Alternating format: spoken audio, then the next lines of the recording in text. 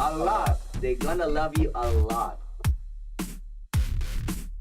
Success! Pudding!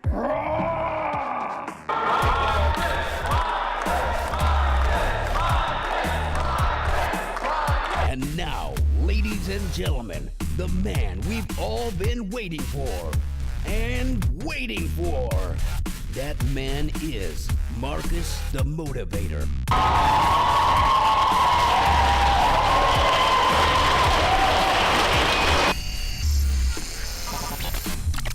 G'day guys, Marcus the Motivator here. Today we've come out of the studio and down to the driving range, and today we're talking with professional golfer Matthew Griffin, who has won 6 times around the world. Matty, how are you today? Good, Marcus.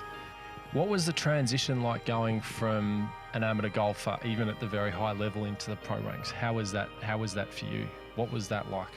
It's quite difficult. I remember describing it at the time as it's like going up a ladder, and as you go up the amateur ranks, you sort of keep climbing the ladder, and when you jump off and go to the professional, you go straight down to the bottom again, and you've got to start off straight away. And I was fortunate. My first pro event, I was able to finish second in the WA PGA, and that's a pretty good result for your first time you teed up playing for a real. So. Yeah, it was a great result, and I guess it's easy. if you have a few bad results, start thinking, am I going to be good enough to be able to do this? And having that good result really gave me the confidence that, I guess you feel like you belong. How much of like a mindset does golf play? How much does the mental attitude of how you are out on the course? How much of a difference does that make? And in your opinion, how big of a difference is it between, say, the amateur golfer and the professional golfer? Oh, it's really important. I guess when you get into the professional game, we play teed up most weeks with 156 players that all are really good players, and probably the way to differentiate yourself is through the mental side of the game. So you can't have any let-ups. You can't have 2 or 3 bad holes. Like 2 or 3 bad holes or one bad shot at the wrong time can derail a tournament. You're going home on Friday missing the cut. So really important to have a good mental strategy and to be able to stay as level as you can through the whole thing. And is a lot of that mental prep, is a lot of that just that mental application you put into, say, around, is a lot of that just learned through practice and just becoming better and just learning how to focus more as you got better and better as you progressed?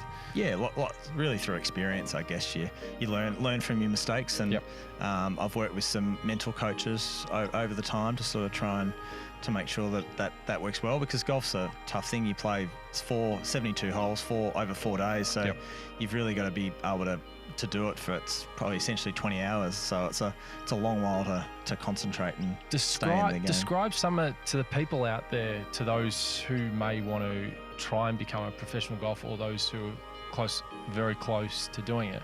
Describe some of those mental challenges and some of those things that you've worked with through some of those coaches. Give us an insight on what some of those things are.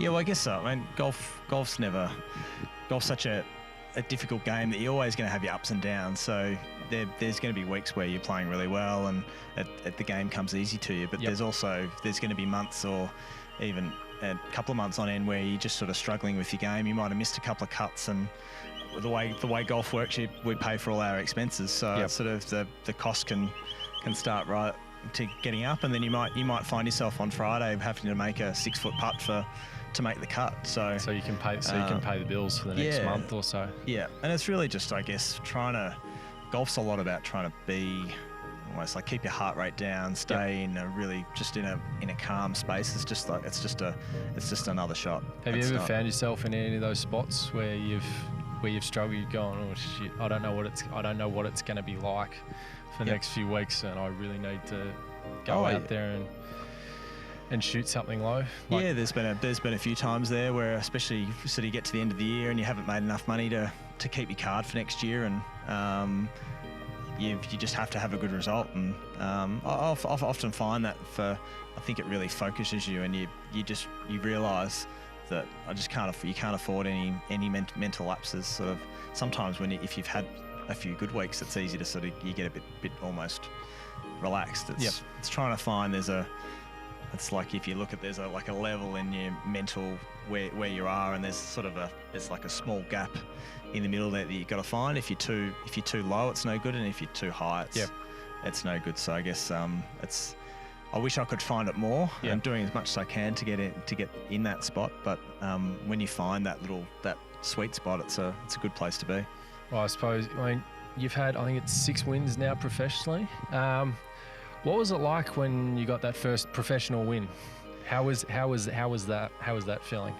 Yeah, it was really exciting. I'd give myself a few chances. I think I finished second 4 times, and a couple of those I probably didn't play as well as I could have at the finish, and a couple I'd been beaten by just some really good golf. So it was really, really special to knock that first one off, and it wasn't easy. I had to do it in a playoff, and made a couple of birdies in the playoffs. So that was that's not an easy way to win your first golf tournament. You got to play more than 72 holes the first time you get it done. So you do, and but I think it probably made it all the more special being able to do it in extra time, I guess. Yeah. So you started your professional career with a really good result. How did you obviously started playing here in Australia on the Australasian PGA Tour? How did things transition to where you are now today? What was the journey like going on from there? Yeah, so I guess my initial dreams of when I turned pro was that I'd love to play in America. Yep. And I went a few times to tour school over there, and for one reason or another, it just didn't quite work out for me over there. So I played for a few years in Asia, playing the OneAsia Tour and Korean Tour, and had some good success there, and then had a couple of cracks at Japanese tour school, and end of 2015. End of 2014, sorry, I got my card up there and have been there for the last 4 years, and really enjoy playing in Japan. It's a good place. Now let's go back to your time on the Korean tour, because from what I looked at, you won 3 times. What was it like winning up there? Because as I said, there's not a whole lot gets mentioned about. There's so many tours around the world now that someone like yourself can go and play professionally pretty much anywhere in the world. Yeah. And it's making a living playing golf, and well, you're not always necessarily in the mainstream spotlight. So tell us what it was like playing in Korea, because even I don't know much about what it was like. So yeah, it's quite amazing, really, because I played through the OneAsia Tour. We used to play a few events in Korea each year, and for the sort of 2 or 3 years there, I missed cuts. I think I'd missed 5 cuts in a row in Korea, and for one reason or another, I just couldn't find out how to play in Korea, and I'd almost looked to the Korean events as like, oh well, I've got to go, but I don't feel like I'm going to play well, and went up there in 2012 with sort of a good mindset that it is what it is, and I'm going to try my best.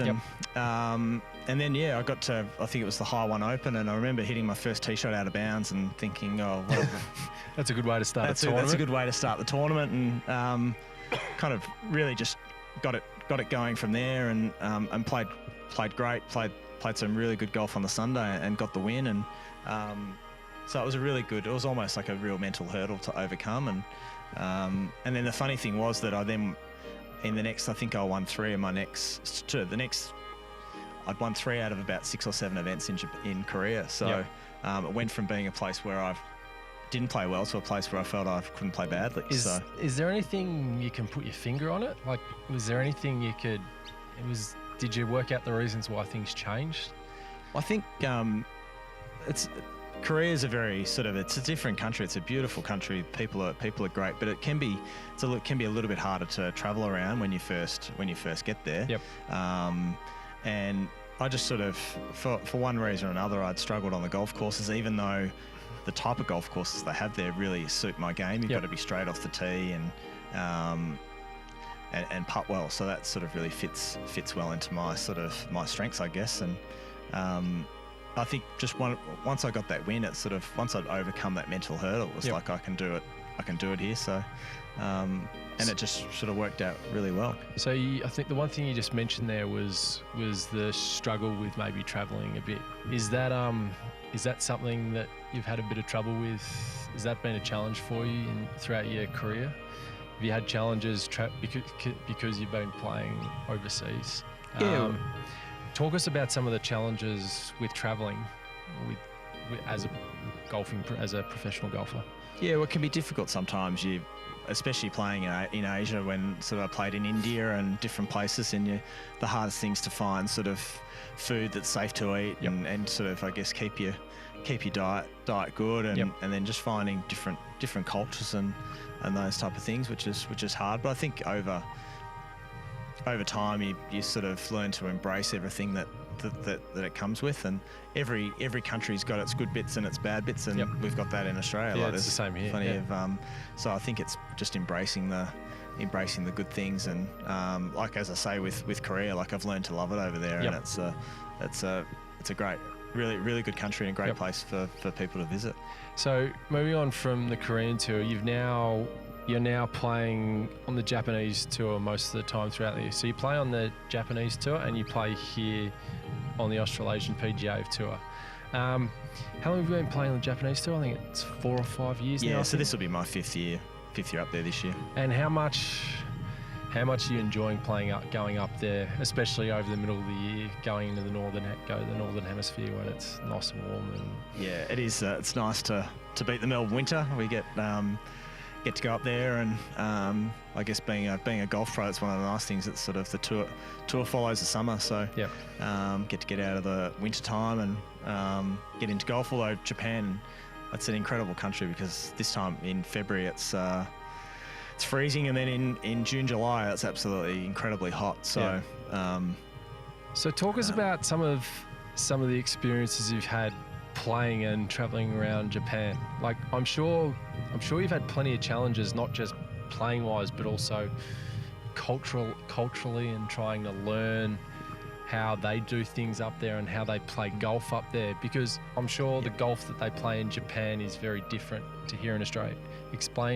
Talk about some of those challenges. It is I guess travelling around Japan can be quite difficult when you first get up there. I remember getting to Tokyo train station and looking up at there's a big board of all the train stations, and I had to get to some train station. I just had absolutely no idea of where to go. So that was a bit of a challenge, but the Japanese people are incredible. I think as soon as if anyone ever goes there and you look half confused about where you need to go, there'll be someone asking you and helping you where to go. So that's pretty good of them. So they're very good that way. And the golf course is a big change from here. The way they're all set up, there's a lot more rough and very slopey greens, and they tend to put some pin positions in some tricky spots. So you definitely have to learn a way to play. Like, I've figured out that basically you just it's not necessarily how far you hit it off the tee. It's just trying to hit fairways and keep those big scores off the card. Do you think playing in Japan, that's something that do you think playing up there suits your game quite a fair bit? Do you think the reason why you've done reasonably well up there and been able to keep your card and keep playing is because the courses and how they set it up, it suits your game? Yeah, it does. I think it definitely suits someone who's more straighter than necessarily super long. So that's really good. And again, it's a bit like Korea. They tend to play similar golf courses. So being pretty straight off the tee and not making too many big mistakes is important. Yeah, hitting the ball wide on a golf course, especially in pro tournaments, is something that it's generally not a good idea to hit the ball off the fairway most of the time. No, well, especially when you got the galleries sort of pretty close to the fairways. It's a pretty dangerous thing, the golf ball. So yeah, you don't want to be hitting it into them.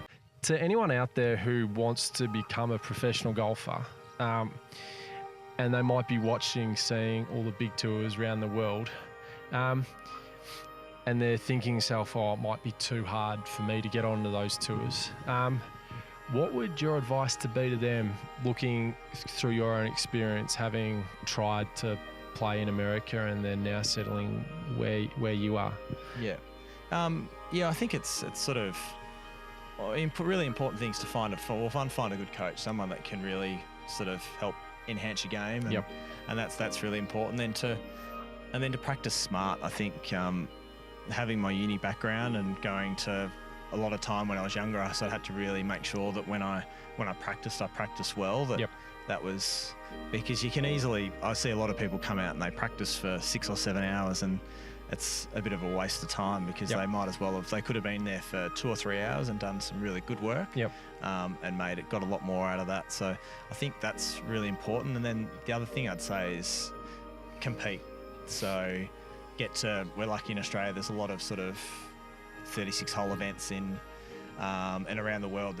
So I think you really just got to continue to play tournaments, get sort of reps under your belt, testing yourself out against other players. So that's because otherwise you don't really know if you're getting any better, and then testing yourself in competition really identifies, I guess, your weaknesses, what you have to work on, what needs to get better for you to, I guess, shoot those lower numbers. That's some pretty good advice out there from someone who's been playing golf. I might take a few of those tips myself, actually, at some point along the way. Now, moving on from Japan, which you're still playing at, you had your biggest win a number of years ago, winning the New Zealand Open. What was it like winning a National Open? Because National Opens, they're not easy to win no matter where you are in the world, because they're usually pretty hotly contested. And you had a pretty good field that week playing against you. What was it like? How was that? Yeah, it was pretty incredible, really. Like, it was a funny week. So I had a lot of family and friends over. So my parents came over, my wife came over. So it was really special to play well in front of them. And it was a great weekend because I sort of was fortunate to play in the last group over the weekend and play with Hideto Tanihara, who sort of later that year went on to be top 50 in the world. So he was playing some really good golf, and he made me really earn it. I was able to just sort of over the weekend really. He had the lead most of the weekend, but I just sort of hung on and then was fortunate enough to be able to birdie the last, and it's a feeling that I can still sort of go back there, even though it's now nearly 3 years ago. I can sort of go back and sort of just visualise that moment of what it felt like to hit the shots. And what was it like having someone like him, as good a golfer as he is, pushing you the whole way? Like, how describe those feelings? How was that? I think it was good because I sort of I knew that he wasn't going to make it easy for me. He wasn't sort of going to probably go backwards. So I had there was only one choice, was to really play aggressive and keep going for it, and that I had to shoot a good number on the weekend to get there. So and I guess when you do get over the top, it makes it even all the more special, being able to beat a really good player in a good field, and winning the event in Queenstown was such a special place that it was really cool. Now, as a result of that New Zealand Open, you ended up winning the Australasian PGA Tour Order of Merit that year, which leads to quite a few good bonuses you get from winning the tour down here, the money order down here in Australia. Talk about some of what you received for getting that. Winning that. So winning the Order of Merit, you're fortunate enough to get a couple of World Golf Championships, get a start in the British Open, and also a start at the Memorial in the US. So some great opportunities that. So what was it like? So you went back over to North America. So and teed it up in those. I think it was the Memorial and then the WGC in Mexico, I think. So at the WGC in Mexico first, and unfortunately felt like I prepared really well and was ready to go, and I just put in an absolute stinker of a week and played terrible. So that was pretty hard to take, because I felt like I'd put a lot of work in, and I guess you've only got so many opportunities to play well, and it was a shame to sort of waste that. But I felt like I played a bit better on the last day, which gave me a little bit of confidence, and then went on to play the Memorial, and which was really special. Jack Nicklaus's tournament, and got to meet Jack, and played really well on the Thursday, Friday, and made the cut, which was well, it's a pretty good effort to make a cut in a PGA Tour event. Yeah, and I felt like I was playing really well, which was nice. And then warming up on the Saturday on the range, I tore my intercostal muscle. So wow, that's not a good way to start. No, it wasn't a good way to start, and unfortunately that meant that I just had to battle through the weekend, and I was pretty disappointed because I felt like I was building into the week really well, and it sort of meant that I sort of finished last, which still made the cut, which was nice, but sort of disappointing that you couldn't sort of produce my best. So and then we went on to a little bit later in the year, had the Open, which was and that was a great experience at Birkdale. Yep. Playing sort of in front of 50,000 people each day is a pretty cool thing, and felt like I did a good, decent job playing well the first sort of 27 holes, and unfortunately threw in just a bad hole in sort of some pretty bad weather. And the thing with professional golf these days, it's so narrow that you have one bad hole and you drop. I think I dropped from 20th to 100th in one hole. So I think the one thing for those who watch professional golf is you have one bad hole and it can almost kind of cost you. Oh, it does. There's you throw in a double or a triple, and it's especially on Thursday, Friday, it really you're probably doing a pretty good job to make the weekend, really. Yeah. So leading on so what was it like teeing up in those events, the WGC and the British Open, teeing it up, because you're teeing it up against world-class field with the best players in the world. What did you learn? Did you learn anything from teeing it up against those guys? And if so, like, what can the people what can the people learn from those experiences? Yeah, I think you just learn how professional everyone is. Like they're all the best players in the world are all practicing. They're practicing really hard and doing all the right things. So for anyone to catch up to them, you've got to be working a little bit harder than them. I think. And I think I learned from those events. You go over there and everyone is a really good player. There's no sort of half the field that's sort of okay, and whereas over there it's brutal. There's no everyone's quite friendly over there, but it's each to their own, and they're pretty desperate to get the win each week. So is it now more a case that because of what's at stake that everyone's a lot more professional, and I know everyone's maybe a little bit more ruthless than it could be? I think so. Used to be? I think just the level of sport in general, in any type of industry, it just, once someone starts doing something, other people do it, and then basically everyone has to do it. There's no everyone's got trainers over there. They've all got their physios and coaches and using TrackMans, and it's a pretty high level of golf. You look at every week on the PGA Tour, and the scoring on difficult golf courses is pretty low. Yeah. So what do you think's been responsible for like the increase in level of how much better everyone is getting? What do you think's been responsible for that over your journey, at least as a professional? I think Tiger was probably a big I think when Tiger came on the scene, and he sort of really changed the world of golf and really lifted the level that people had to, if you wanted to beat Tiger, you had to be something pretty special. So everyone sort of just really chased that, and when there's so much money on offer, that I think the rewards are so great that people really want to chase after them. So how much in your career now? I mean, you're in, I think you're about 10th or 11th year playing as a professional now? 11th year this year. So in your time, how much of a change have you seen in, we'll say, the professional game of golf itself, to start with, and do you think those changes have been good for the game as a whole?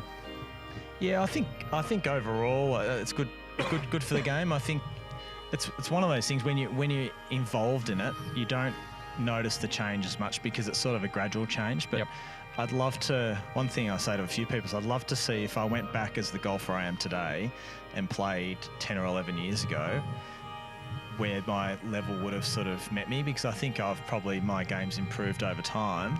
but I think overall everyone's improved over time as well. So the level sort of goes up. So it's hard to match how that is. But I think when I sort of started out, you had a few of the top guys doing everything sort of right, like going to the gym, doing all those type of things. Whereas now everyone does it, and you get chewed up and spat out pretty quick if you don't. So with all the elite programs and that type of thing, and it's golf's really changed. And whether I think there's good and bad things about golf for that. Like it's sort of, I think the professional game is really sort of from your regular amateur games really differentiated itself now, and I think part of that's equipment, because it's sort of we use that equipment so well that where whether it's as good for the amateur golfer as us is not sure. And the one bad thing I see of it sort of is really the golf courses. Like we're losing being able to play on some of the